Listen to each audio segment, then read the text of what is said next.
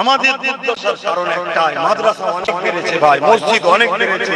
আগে মুক্তি পাওয়া যেত, এখন মুক্তির অভাব নেই। মৌলানা পাওয়া যেত, মৌলানার গ্যারেজ। পীর পাওয়া যেত, এখন পীর দুদিন পর বিক্রি হবে চাটানা কিলো কিলো। কত পীর কিনবি কিনে নিবি, এত পীরের খেলা খেলা শুরু হয়ে গেছে। কথা কি খারাপ না? সব বেড়েছে। সমস্যা পাবে একটা জায়গায়, যে সাগর থেকে আমার নদী নালাতে পানি আসে, ওই সাগরে পানি কিন্তু আজও আছে, কিন্তু আসার রাস্তাটাই ভাটা পড়েছে। আসার রাস্তাটা হলো আদব ও প্রেম। জোরে বলুন সুবহানাল্লাহ। আর সাগরটা বোঝাবার জন্য বলছে, আমার নবীকে তো সাগরের সঙ্গে তুলনা চলে না, কারণ আমার নবী হলেন সাগরেরও নবী। জোরে বলুন সুবহানাল্লাহ। কিন্তু বুঝাতে চাইছি, কথা বুঝতে। তাহলে ইমাম গাজ্জালী হুজুর কি বললেন, বাঁচতে গেলে নবীর জীবনী পড়ো। আর খুদ রাসূলুল্লাহ কি বলছেন, হে আমার উম্মতীরা, তোমরা বাচ্চাদের ঘরে তিনটে শিক্ষা প্রতিটা বাপ মাকে দিতেই হবে। প্রত্যেকটা বাপ মাকে তিনটে শিক্ষা দিতেই হবে। প্রথম নম্বরে রাসূল কি বলেছেন বলুন? প্রথম নম্বরে কি বলেছেন? আমি নবী, আমার প্রেম ও আদবের শিক্ষা দাও। দ্বিতীয় নম্বর কি? আমার আহালদের প্রেম ও আদবের শিক্ষা দাও। তিন নম্বরে রাসূল বলছেন কোরআনের শিক্ষা দাও। কেন? এটা আমি তৈরি করিনি বাবা, এ তো হুজুরের কথা। আর হুজুরের কথা যে না মানবে সে আবার ইসলাম মুসলমান কিসের? তাহলে প্রথম নম্বর কি শিক্ষা?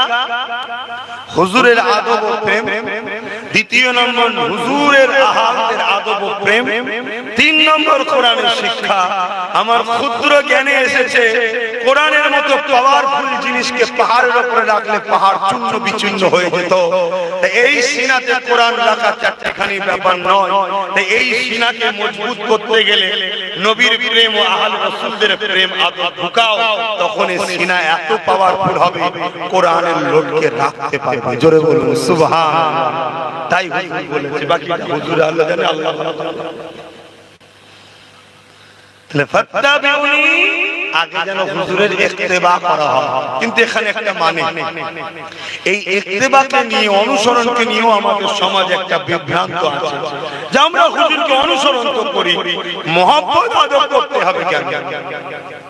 কিন্তু আমি জানতে চাই ভাই, কাউকে যদি ভালোবাসা, তার উপরে ভক্তি যদি না থাকে, তার কথা কেউ শুনবে? তাকে কেউ ফলো করবে?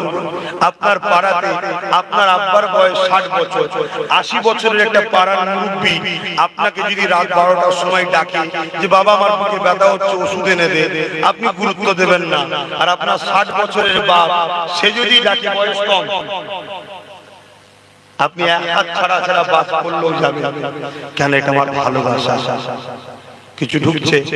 তো লিহাজা ফাত্তাবিউনি কি अंदर प्यार छुपा हुआ है। जो खुदा ताला को मोहब्बत करते हैं तो पहले नबी को मोहब्बत के साथ मानना होगा। जरा नबी के मोहब्बत के साथ मेने लेबे, युहिब्बुकुमुल्लाह, আল্লাহ তাদেরকে ভালোবাসবে। আর আল্লাহ যাদেরকে ভালোবাসবে, ওয়াগফির লাকুম যুনুবাকুম, আল্লাহু গফুরুর রহিম, আল্লাহকে তারা বড় দয়ালু মেহেরবান পাবে, তাদের জীবনের সব গুনাহ আল্লাহ মাফ করে দেবে। জোরে বলুন সুবহানাল্লাহ।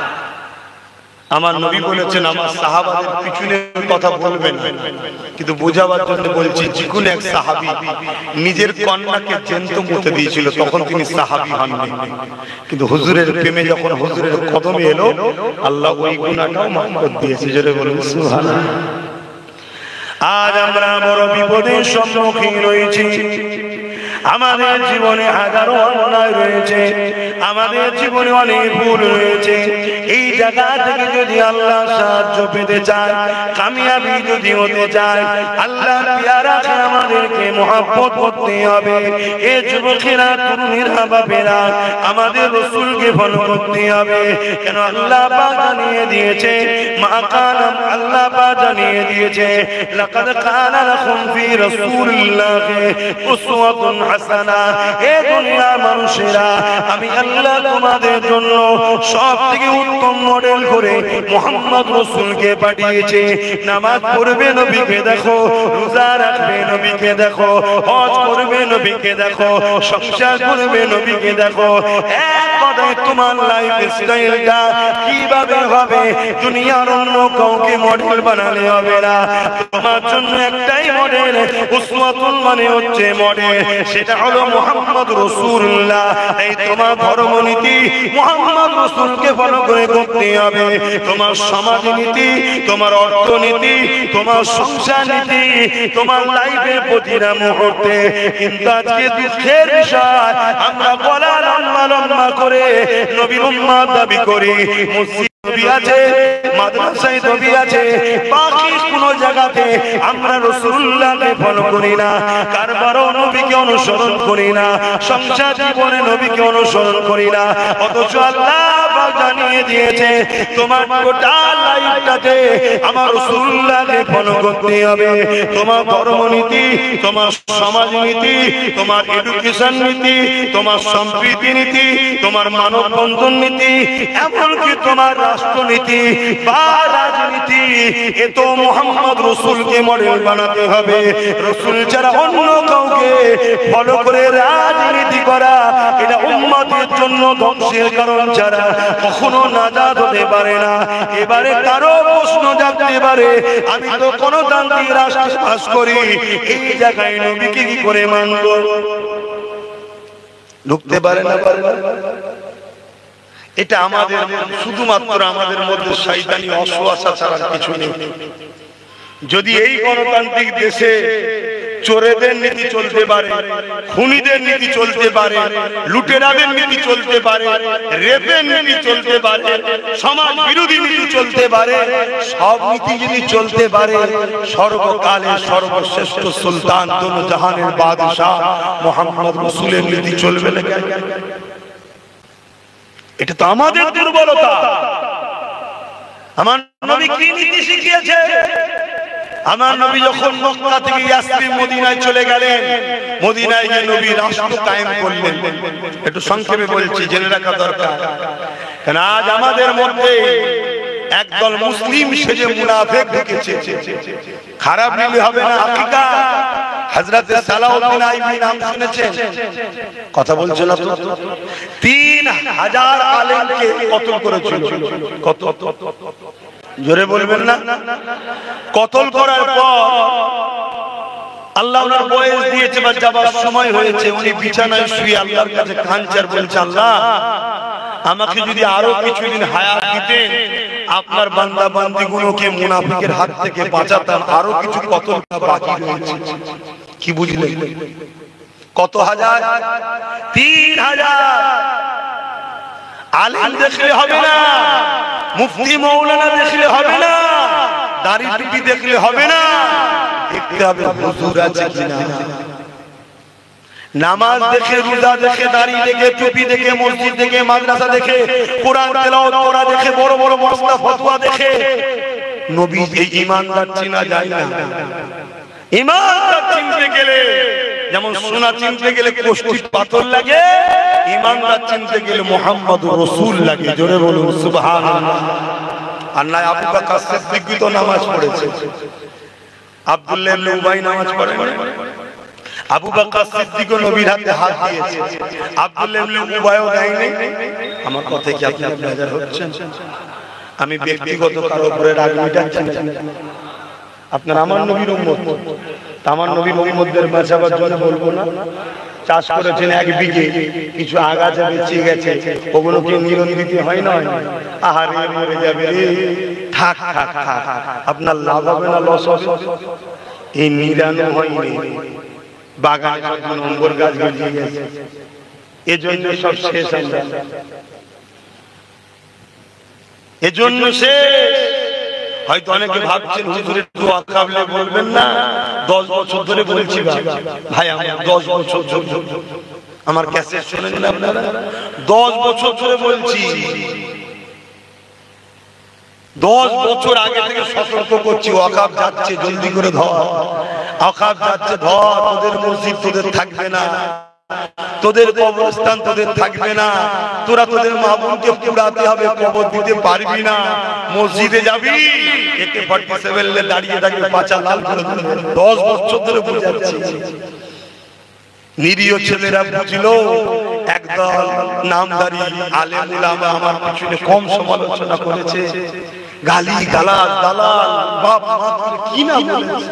গত 3 দিন 4 দিন আগে কলকাতায় একটা মিটিং হলো, সেখানে একজন দাড়িওয়ালা টুপিওয়ালা আমার বাপ মা তুলে গালি দিচ্ছে, প্রকাশ মুখ করতে মাথায় টুপি, বয়স কমসে কম 55-60 বছর বয়স, গালি দিচ্ছে বাপ মা তুলে। আমি নাকি দোষী, কত শুনছেন তো নাকি? হ্যাঁ, যদি আমার সরকার থাকার পরে যদি বলতাম দিল্লি চলে যা, তাহলে হয় দোষী করতে পারতাম। হায় এ কম, কোনটা আসল কোনটা নকল বুঝতে পারলো না। আল্লাহ নবী তাই সতর্ক করেছে, 1500 বছর আগে তোমরা কুরাইশের নেতৃত্ব মানবে। কেন নবী বলেছে? আমার উম্মতের মধ্যে ঢুকে যাবে মুনাফিক। আর একটা কথা বলে যায়, অনেকে বলছে সমস্ত আলেম ওলামা যেদিকে সেদিকেই তো থাকতে হবে, ওটাও শরীয়তের দলিল নয়। সমস্ত আলেম ওলামা হলেই থাকতে হবে এমনটা নয়, দেখতে হবে সমস্ত আলেম ওলামার মধ্যে নবী আছে কিনা। 10 জনের মধ্যে নবী আছে, কিন্তু 2 জন নবীর দুশমন একসাথে বসে আছে, জানতে ওই 10 জনের কোনো সমস্যা আছে। শুনছেন তো নাকি? আমরা মাকে কুরবানি করতে পারি, বাপকে কুরবানি করতে পারি, সব কিছু ত্যাগ স্বীকার করতে পারি, মুস্তাফা রাসূলের সঙ্গে চিয়ার করতে পারি না। এটাই হলো মুমিনের বৈশিষ্ট্য। কেন আমরা সংখ্যা দিয়ে জিতি না, অর্থ দিয়ে জিতি না, ম্যান পাওয়ার দিয়ে জিতি না, ফোর্স দিয়ে জিতি না, বোম বন্দুক দিয়ে জিতি না। আমরা যতবার জিতেছি সংখ্যা কমে জিতেছি, একটা পাওয়ারে জিতেছি, ওই পাওয়ারটা হলো সিনার পাওয়ার। জোরে বলো সুবহানাল্লাহ। সিনার পাওয়ারটা কি? ঈমান। সিনার পাওয়ার দুটো হাত, দুটো পা, দুটো কান, দুটো চোখ, কিডনি, হার্ট, সব দামি জিনিস না কম দামি? সব দামি। নামাজ, রোজা, হজ, যাকাত, নামাজ, রোজা, হজ, যাকাত সব। কিন্তু জানটা যদি না থাকে, দুটো হাতের দাম, দুটো পায়ের দাম, চোখের দাম, কানের দাম, নামাজ, রোজা, হজ, যাকাত সবটাই দামি। এসবের জান হলো হুজুর। জোরে বলুন সুবহানাল্লাহ। ঈমান যদি না থাকে সব বেকার। আরো একটা কথা বলি, সমাজে গোমরাহ করবে, আপনারা আম মানুষ তো গোমরাহ করবেন কিভাবে? আরে সবাই যখন এক জায়গায় হচ্ছে, বুঝছো না কেন? তাহলে আমি বলবো, কারবালার ময়দানে ইমাম হোসেন হুজুর ছিলেন 72 জন। কতজন? আর অপর দিকে 22,000। 22,000।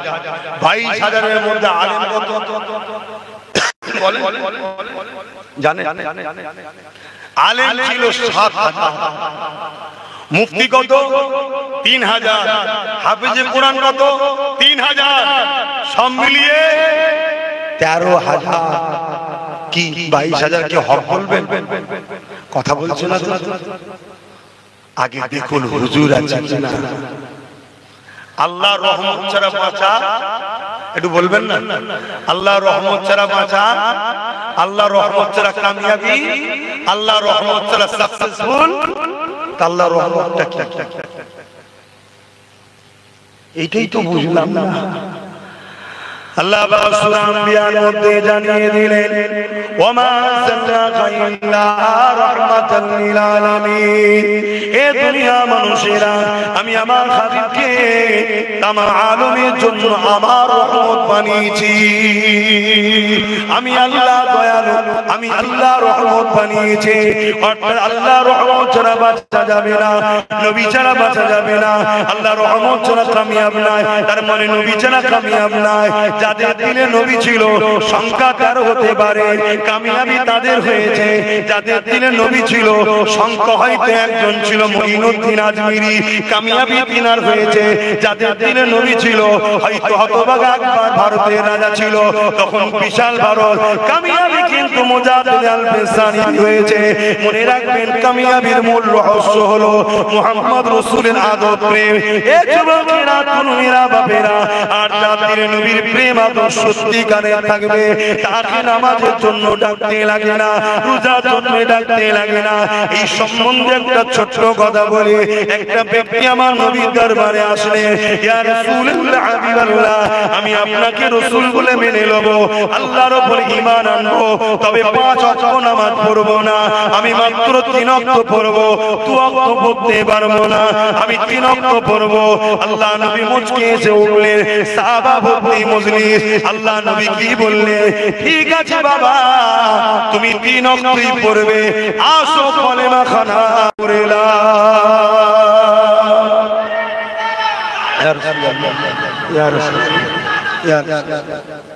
তাহলে কত রেখাত করতে হবে? ঠিক আছে পড়বে। এখন এই মশলা যদি কোনো হুজুর দেয় তাহলে জানতে হুজুর ভণ্ড, ওটা হুজুর নবীর জন্যই ঠিক আছে। কেন? শরিয়াত হলো নবী, কথা বুঝছেন তো? পৃথিবীর কেউ শরিয়াতের মালিক নয়, শরিয়াতের মালিক আল্লাহ হুজুরকে বলে।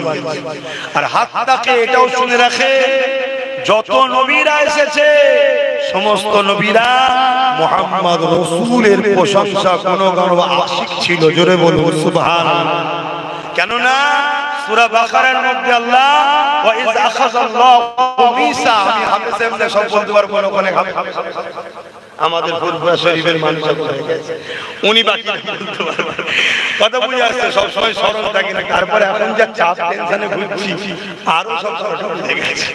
তো যাই হোক, আল্লাহ মিশাক নিয়েছিলেন সমস্ত নবীদের থেকে সূরা বাকারার মধ্যে যে আমি একজনকে পাঠাবো।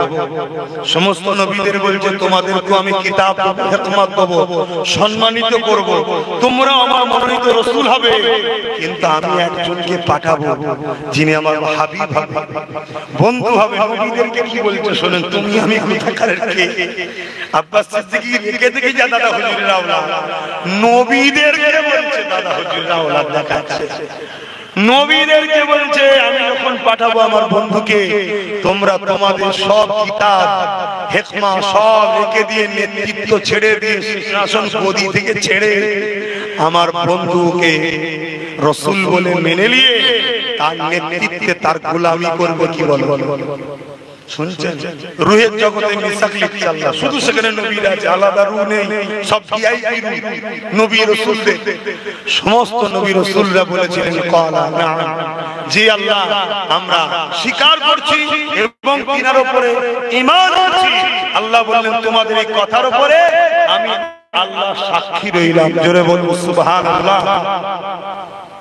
যখন এই মিশাক লিয়া হয়ে গেল, একটা নূর এসে সমস্ত নবীদের রূহকে যেমন মেঘলা ছায়া করে মাথার উপরে, এভাবে পুরো ঢেকে ফেলল। নবী আলাইহিস সালাম যে রূহ বলতে লেগেছেন আল্লাহ এই রূহটা, এই নূরটা কিসের?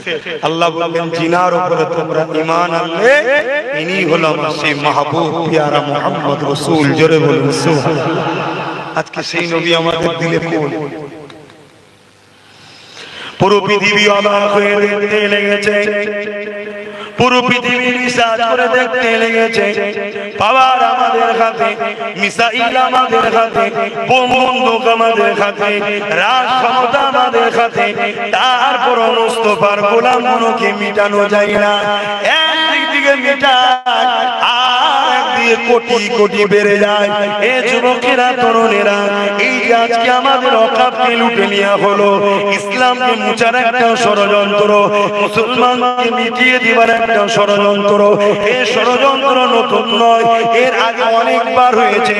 যেমন হালাকু খান ষড়যন্ত্র করেছিল, ইসলাম ও মুসলমানকে পৃথিবীর জমিন থেকে মুছে দিবার প্ল্যান করেছিল। এমন করে মিশরের জমিনে হালাকু খান হামলা করেছিল। ওই হামলাতে এত মুসলমানকে মেরেছিল, মুসলমান নরনারীদের মাথার খুলি দিয়ে কল্লা দিয়ে বিশাল বিশাল রাজপ্রাসাদ তৈরি করেছিল। তথাপি আজকে হালাল খান মিটে গেছে, তার আওলাদ তার বংশধরের কোনো পরিচয় নাই, কিন্তু আমিনার লালের গোলাম পৃথিবীতে 250 কোটি রয়ে গেছে। তারপরে চেঙ্গিস খান নাম শুনেছেন না? ইরাকে হামলা করেছিল বাগদাদ, পুরো বাগদাদের লাইব্রেরি, বাগদাদের মাদ্রাসা সব আগুন দিয়ে পুড়িয়ে ছারখার করেছে। 1 লক্ষের উপরে উলামাকে হত্যা করেছে, 1 কোটির উপরে মুসলমানকে কতল করেছে চেঙ্গিস খান। তাহলে কি বড় ত্রাস করেছে বুঝতে পারছেন? এরপরও চেঙ্গিস খান মিটে গেছে, কিন্তু আল্লাহ শুকর দ্বীন ইসলামকে মিটাতে পারেনি এবং অনুসারীকেও মিটাতে পারেনি। জোরে বলুন সুবহানাল্লাহ। এটা তো তারা ভাবছে, এটা তো রিসার্চ করছে কি করে সম্ভব। বদরে 1000 জনের হাতে অস্ত্র, 1000 জনের হাতে তীর, 1000 জনের হাতে ঢাল তরোয়াল, আর 313 জন তারা খালি হাতে। যেমন আজ আমরা দেখছি সোশ্যাল মিডিয়ায় মানুষ নদী শাড়ি কম্বল বিতরণ করত, এখন সব অস্ত্র বিতরণ হচ্ছে। দেখেছেন না? দেখেন কথা বলছেন না? হ্যাঁ, তো অস্ত্র থাকে থাকে যায়, যা থাকে থাকে যায়। সেদিনও অস্ত্র আমাদের হাতে ছিল না, আজকেরও প্রয়োজন নয়, কিন্তু মনে রাখবে সেদিন বদরে বিজয় হয়েছিল, তাদের দিলে হুজুর ছিল। জোরে বলুন সুবহানাল্লাহ। আজকে আমাদের পরাজিতর কারণ আমাদের দিলে হুজুর নাই। আমরা হুজুরের জুতা মুবারক বলতে লজ্জা লাগে, হুজুরের জুতা মুবারক বললে আবার টনকিটকিরি মারা হয়। আরে নাইয়া পিজ্জাটাকে ধরে এনেছি, জুতোকে আবার মুবারক বলছে। বড় বড় স্কলার, বড় বড় তাফসীরকার, বড় বড় পণ্ডিত, মুহাম্মদ সাহেব, মুহাম্মদ সাহেব, মুহাম্মদ রাসূল বলতে ওদের বুকে ব্যথা হয়। সাহেব আলাদা জিনিস, সাহেব তো তুমিও আমিও সব সাহেব, কিন্তু রাসূল তুমি আমি সাহেব তো নরমাল ব্যাপার, রাসূল হলো ভিআইপি ব্যাপার। জোরে বলুন সুবহানাল্লাহ। এই সমাজে চলছে না চলে না বলুন? হ্যাঁ, স্ট্যান্ডার্ড হচ্ছে, স্ট্যান্ডার্ড স্ট্যান্ডার্ড। আমরা যখন বলি তখন বলে ফকির মানুষ, এরা মলিশাম মানুষ, ইলম কালাম তো নেই, ওই বাপ দাদার বাগানে করে খাচ্ছে, কি না ক্রিটিসাইজ করে। তবে এতটুকু বলতে পারি, হ্যাঁ তোমাদের কাছে হয়তো পারিশ্রমিক লিগ অস্বীকার করছি না, কেন অন্য কোনো ধান্দা কারবার নেই। কথা বুঝে আসছে না? নাই, কিন্তু আল্লাহ শপথ তোমাদেরকে হুজুরের সঙ্গে জুড়ার চেষ্টা করি, বেঈমান তো বানাই না। তাই বলে যাচ্ছি, সামনে যে দিন আসছে, এই দিনে বিজয় হতে গেলে সর্বপ্রথম যে কাজটা হলো সিনার পাওয়ারটাকে মজবুত করো। কেন কোরআন দিচ্ছে, হযরতে মুসা আলাইহিস সালাম যখন ফেরাউনের কাছে আল্লাহ যেতে বললেন, মুসা নবী বলেন, আল্লাহ আমি আর আমার ভাই হারুন ছাড়া তো কেউ নেই আমার সাথে, আলাইহিস সালাম কেউ তো নাই, আপনি যেতে বলছেন যাব, তবে আপনার কাছে দোয়া চাই, আমার দোয়া কবুল করেন। আল্লাহ বললেন কি চাও? আল্লাহ আমার সিনাতে পাওয়ার দেন। জোরে বলুন সুবহানাল্লাহ। মুসা নবী চলে গেলেন, কামিয়াবি হলেন। জোরে বলুন সুবহানাল্লাহ। বাগদাদের বুকে 850 বছর আগে একজন চলে গেছে, তেনারও দাড়ি ছিল, আমাদেরও দাড়ি আছে, তিনিও নামাজি, আমরাও নামাজি, তিনিও রোজাদার, আমরাও রোজাদার, তিনিও হজ করেছে, আমরাও হজ করেছি, তিনিও মুসলমান, আমরাও মুসলমান, তিনিও মাওলানা, আমরাও মাওলানা। কিন্তু 850 বছর চলে যাওয়ার পরও আজ থেকে 50 বছর হয়নি, আমেরিকা কত মিসাইল ফেলেছিল, একটা বাগদাদের জমিনে ফাটেনি। কেন? এখানে সিনার পাওয়ারওয়ালা শুয়ে আছে, যিনি হলেন পীরানে পীর দস্তগীর গৌসুল আজম, বড় পীর আব্দুল কাদের জিলানী আল বাগদাদি আল হাসানী আল হুসাইনি। জোরে বলুন সুবহানাল্লাহ। আর আজকে আমাদের ঘরে কি করছে? যারা সোজা হয়ে দাঁড়াতে পারে না, নাপাক হলে পবিত্র হতে পারে না, তারাও এসে আমাদেরকে পিটিয়ে যাচ্ছে, মেরে যাচ্ছে। কারণটা কি? কি আমার নিতে পাচ্ছেন না, বেকার আমি বলছি, আর না অন্যদিকে চলছে। যদি ফিরতে চান, যদি ইজ্জত পেতে চান, আমার হুজুরের হন। আর এটাও শুনে রেখে দেন ইমাম গাজ্জালী হুজুরের আরেকটা কথা। ইমামে গাজ্জালী হুজুর ছাত্রদেরকে পড়াচ্ছেন আর বলছেন, শোনো বাবারা, যদি সমাজের বুকে আমার নবীর শান মর্যাদাকে খাটো করা হয় আর উম্মত যদি সে ব্যাপারে প্রতিরোধ প্রতিবাদ তাদেরকে না রোকে, উম্মত যদি চুপ থাকে, খামোশ থাকে, মনে রেখে দেবে তার মানে ওই উম্মতের পেটিরা বাজারে নিলামে উঠবে। আপনি ভাববেন আমরা তার পেটিদের নিলাম করব, আপনাকে কে করতে বলেছে?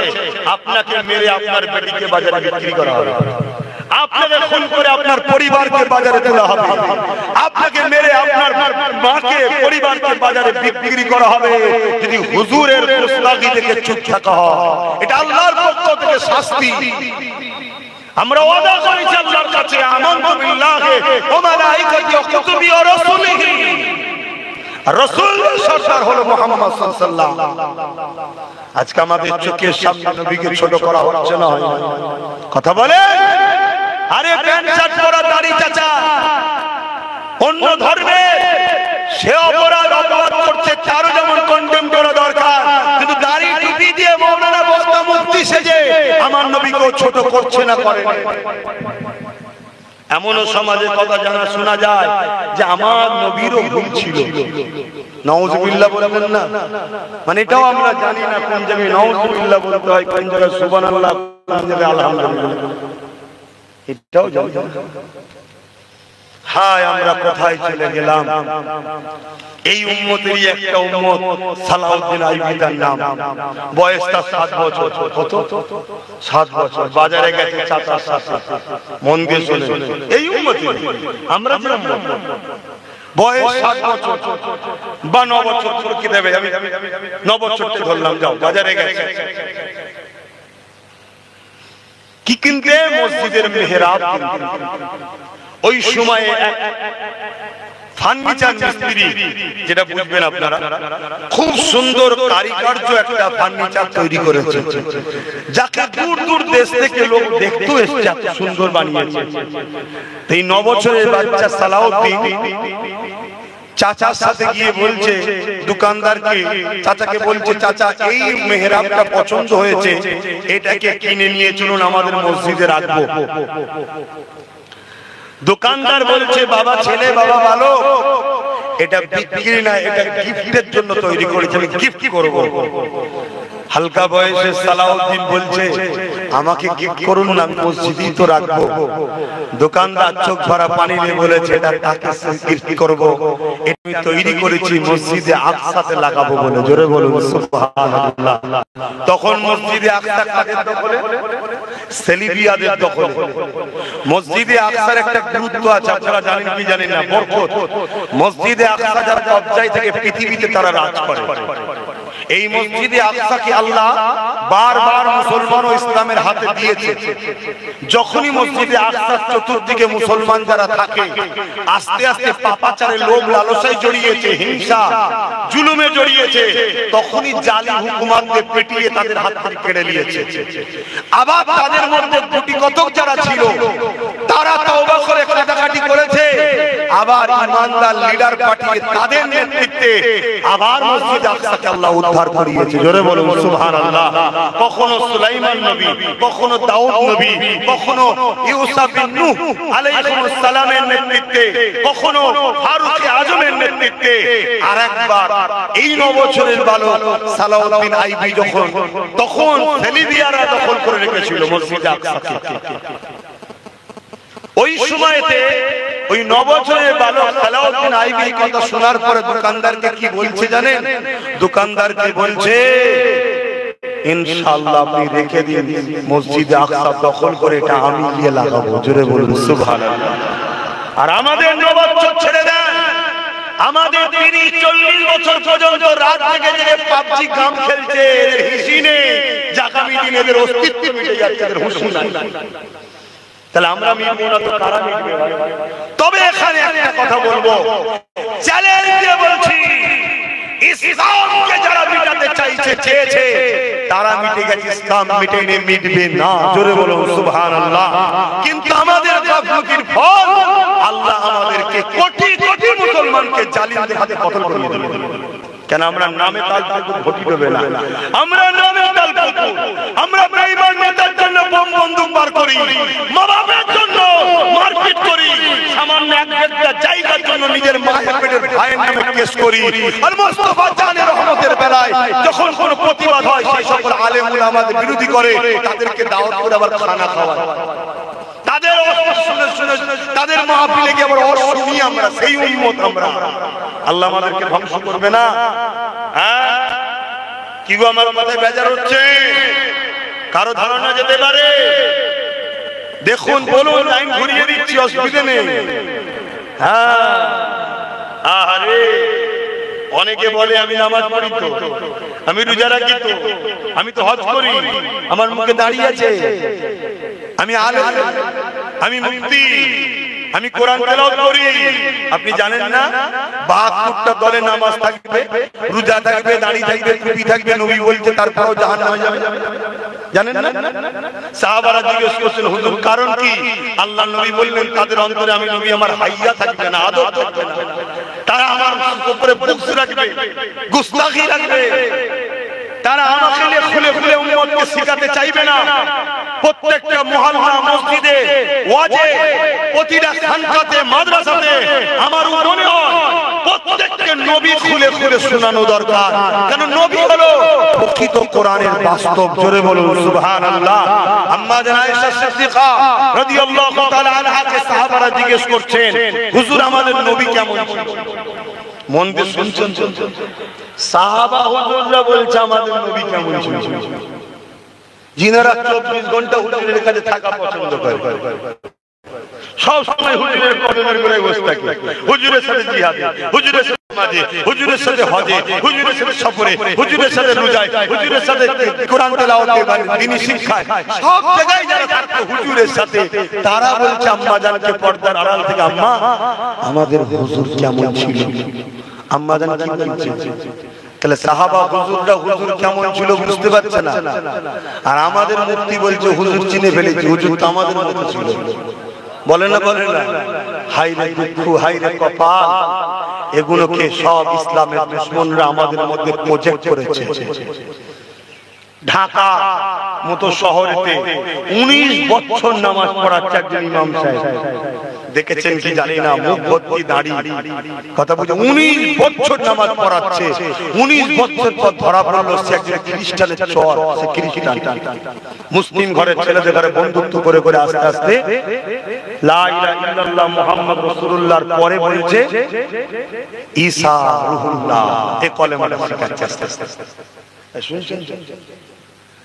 তাহলে 17-19 বছর পরে ধরা পড়ে, সালাউদ্দিন আইবির 3 হাতে কতল করে। আমাদের বাগানে এখন কত আছে? কি গো ফিতনা লাগাচ্ছে? আমি বাঁচাবার চেষ্টা করছি, বাঁচাবার চেষ্টা করছি। আমাদের বাগানে আছে না নাই? চিনবেন কি করে? ওই চিনার নমুনা বলে দিলাম। 100টা যদি কথা বলে 70টা যেন হুজুর হুজুর করে, নবী নবী নবী নবী নবী, শুনছেন তো নাকি? তাহলে লক্ষণ পাবেন, ঠিক আছে। 100টা যদি জলসা করে 70টা যেন নবীর পক্ষে শোনায়।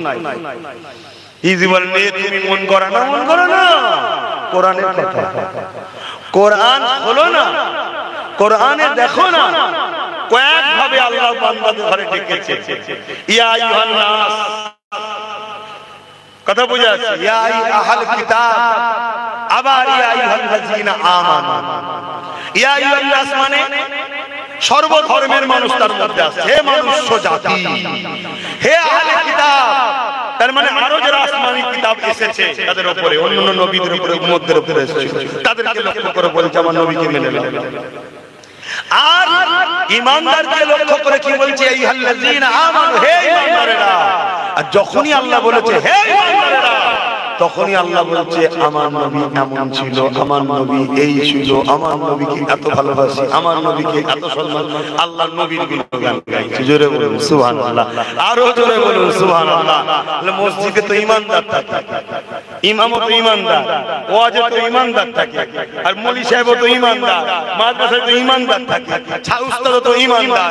ইমানদারের সামনে নবীর কথা বলা এটা তো আল্লাহর পদ্ধতি। তাহলে ইমানদার যখন সামনে, তো বেশি বেশি করে নবী শোনানো দরকার। এটা আল্লাহর কোরআনের স্টাইল। বুঝতে পারছি তো নাকি?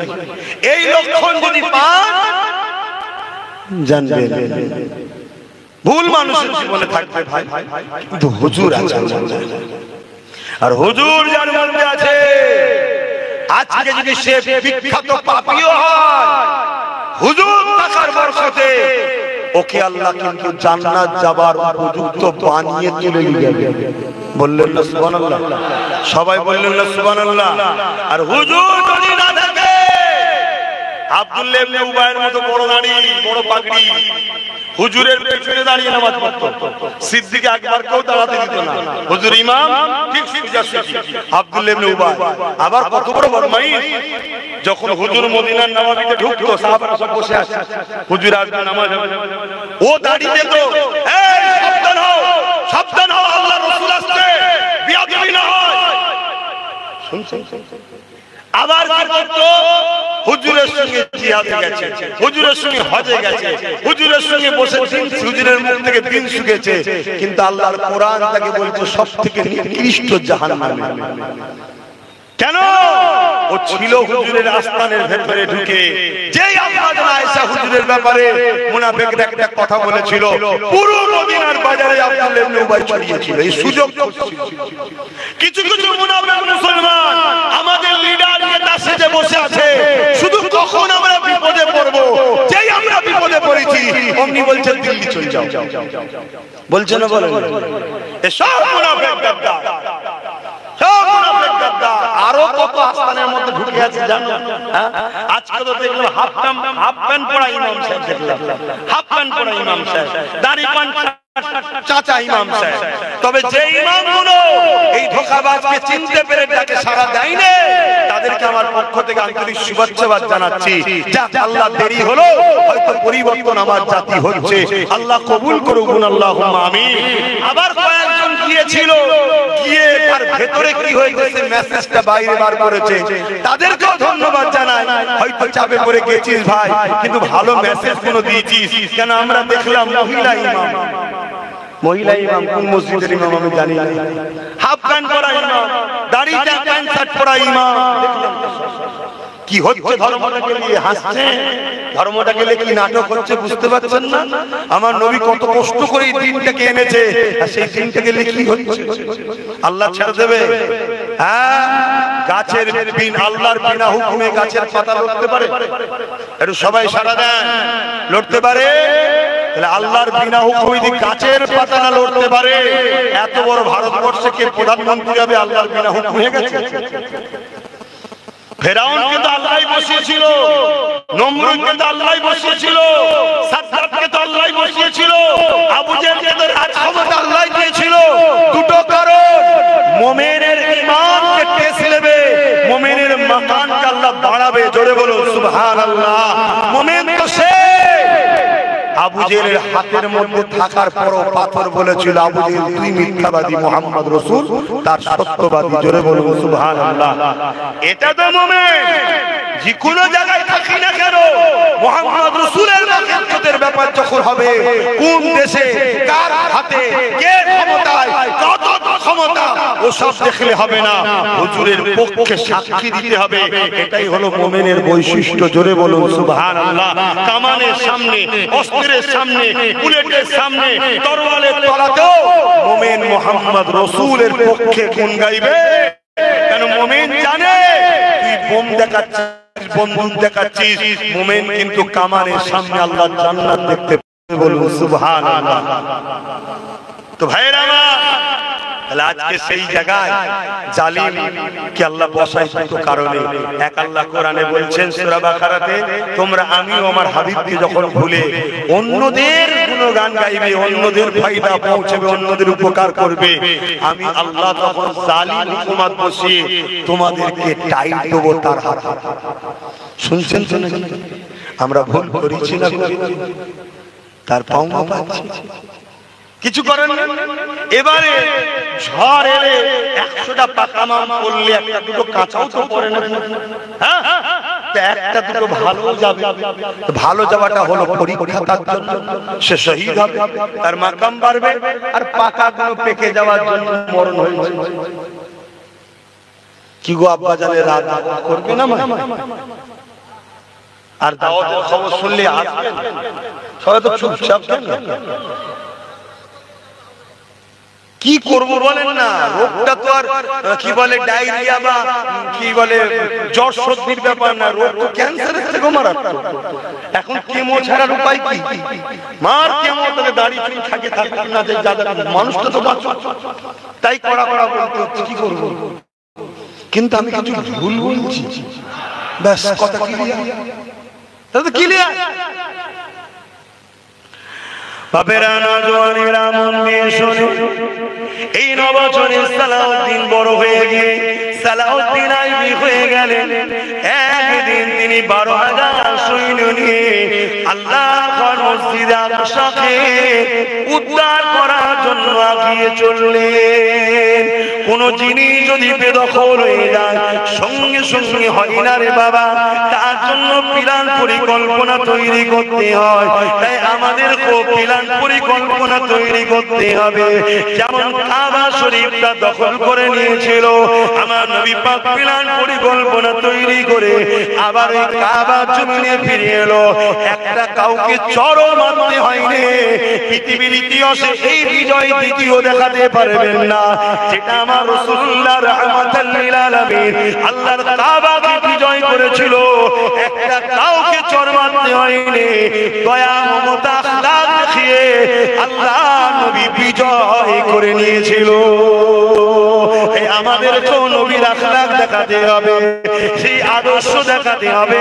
ওই আদর্শ যদি মুসলমান দেখাতে পারো, আমাদের সমাজে যারা লাঞ্ছিত রয়েছে, আমাদের সমাজে যারা বঞ্চিত রয়েছে, আমাদের সমাজে যাদের উপরে জুলুম হয়, শুধু মুসলমানের উপরে জুলুম হয় না রে বাবা, আর অনেকের উপরে জুলুম হয়। যেমন আমার দেশেতে 100 কোটি মানুষ কম বেশি তারা গরিব, তাহলে আমরা রয়েছি তো 15 থেকে 20 কোটি। বাকি 80 কোটি গরিব কারা? তাদেরকে ভোগ করেছে কারা? তাদেরকে গরিব বানিয়েছে কারা? তাদেরকে লুটেছে কারা? কেন আমার দেশ তো গরিব নয়, আমার দেশ তো অর্ধেক পৃথিবীকে খাবার পৌঁছায়। আমার দেশে এত টাকা আছে, মাথা পিছু যদি দেওয়া যায় 100 কোটি লোককে পার বছরে 40 লক্ষ করে টাকা দেওয়া যাবে। এত টাকা থাকার পরও 100 কোটি লোক গরিব কম বেশি কি করে হলো? তাহলে কিছু লোক তারা লুটেছে, 10% নয়, যারা লুটে আরবপতি খরবপতি আরবপতি হয়েছে। তাহলে শুধু মুসলমান বেউজুতি নয়, আর অনেক বেউজুতি রয়েছে, আর অনেক গরিব রয়েছে, আর অনেকের উপরে জুলুম হয়। এমনও জুলুম হয়, গরিবের ঘরের ছেলে কোরআন পিঠে বিয়ে করতে যাওয়ার জন্য উত্তরপ্রদেশে পিটিয়ে মেরে দেওয়া হয়েছে। অন্য যুবনের পাত্রের হাত দেওয়ার জন্য তাকে পিটিয়ে মেরে দেওয়া হয়েছে। ধর্মস্থানে ঢোকার জন্য তাকে পিটিয়ে মেরে দেওয়া হয়েছে। কল থেকে পানি দেওয়ার জন্য তাকে পিটিয়ে মেরে দেওয়া হয়েছে। এই যুবকেরা, আমরা যদি প্রকৃত মুসলমান হতে পারি, প্রকৃত মুসলমানকে আল্লাহ নবী জানিয়ে দিলে যে খোদার করে খানা খাওয়াবে, যে অসহায়কে আশ্রয় দেবে, যে আল্লাহর সৃষ্টির পাশে দাঁড়াবে, আল্লাহ পাক কিয়ামতের দিনে সে যখন বিপদে পড়ে যাবে, তার গুনাহকে চেপে দিয়ে আল্লাহ তাকে সেদিন সাহায্য করে জান্নাত দেবে।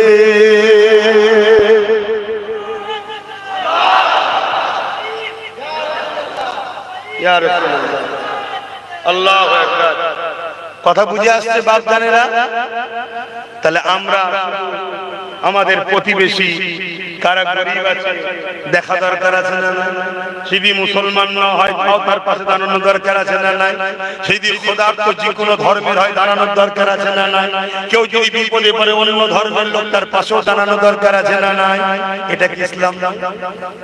কি গো বলবেন তো নাকি? এ ওয়াজ হয় শুধু ঘুরিয়ে ফিরিয়ে একটাই ওয়াজ নামাজ। পৃথিবীতে আর কিছু নেই, ইসলামে আর কিছু নেই, ঘুরিয়ে ফিরিয়ে একটাই ওয়াজ।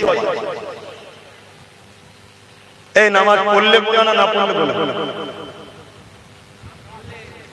কে কে জানেন যে নামাজ পড়লে গুনাহ হয়? এমন কি আছে? কথা বলছো না? কিন্তু সবাই জানে নামাজ না পড়লে গুনাহ হয়, তারপর পড়ছে না কেন? এই দোষটা কার? এই দোষটা তো বাপ মা। বললি আপনার স্থিতি খারাপ হয়ে যাবে। যখন আপনার বাচ্চার বয়স ছিল 5 বছর, আপনি সব জায়গায় পাঠালেন, স্কুল কলেজ সব পাঠালেন, আপনি আল্লাহর জন্য আপনার বাচ্চার হাত ধরে মসজিদে এনেছিলেন? বলুন, 5 ওয়াক্ত এনেছিলেন? যদি 5 ওয়াক্ত একটা 5 বছরের বাচ্চা 10 বছর পর্যন্ত নিয়ে আসতে, 5 বছর একটা জায়গায় যাচ্ছে, আরে দুদিনের যদি একজনের সঙ্গে চিনা পড়া ছেলে এত মহব্বত হয়ে যায়, মসজিদের সঙ্গে 5 বছর দেখা সাক্ষাৎ হচ্ছে, মহব্বত হতো না? তাহলে তো আমাদের দোষ। প্রত্যেকটা বাপ মার উচিত, যদি নতুন করে নামাজি দেখতে চান, 5 বছর বয়স থেকে বাচ্চাকে মসজিদে নিয়ে যান। কেন? বাচ্চা বলতে পারে, পেশাব পায়খানা করে সব বোঝে। মসজিদে গিয়ে ছুটোছুটি করবে, খেলা করবে, লাফাবে, মুসল্লির পিঠে উঠবে, যা পারে করুন। আল্লাহ যখন বলছে গুনাহ নেই, আপনার মাথায় চাল পড়েছে কেন?